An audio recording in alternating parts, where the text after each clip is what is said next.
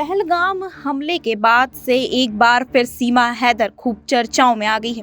दूसरे पाकिस्तानी नागरिकों की तरह सीमा को भी वापस भेजने, ये बोले कि भेजे जाने की सोशल मीडिया पर खूब मांग हो रही थी। लेकिन सीमा हैदर को फिलहाल उसके गुनाह से पनाह मिल गई है। उसे अपनी गलती का तत्कालिक फायदा मिलता दिखाई दे रहा है। गलत तरीके से ही भारत में घुसने की वजह से उसे अभी देश से नहीं निकाला गया।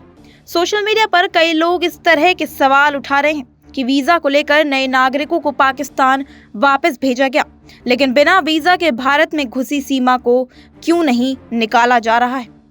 बता दें कि पहलगाम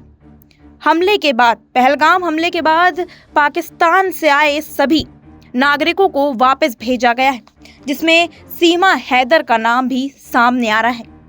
असल में गौर किया जाए तो इस सवाल में भी ही जवाब छिपा है। भारत सरकार ने पाकिस्तानी नागरिकों का वीजा रद्द कर दिया और इसमें 29 अप्रैल तक भारत छोड़ देने का आदेश दिया गया था। अब क्योंकि सीमा हैदर वीजा लेकर आई ही नहीं तो रद्द क्या होगा।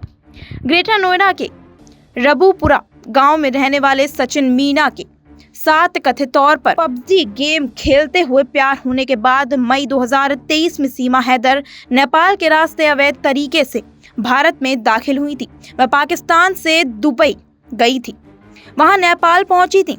भारत का वीजा हासिल किए बिना वह बस से ग्रेटर नोएडा पहुंच गई। यहाँ जुलाई महीने में बस उसने एक वकील से कुछ कागजात बनवाने के लिए संपर्क किया तो बात पुलिस तक पहुंच गई।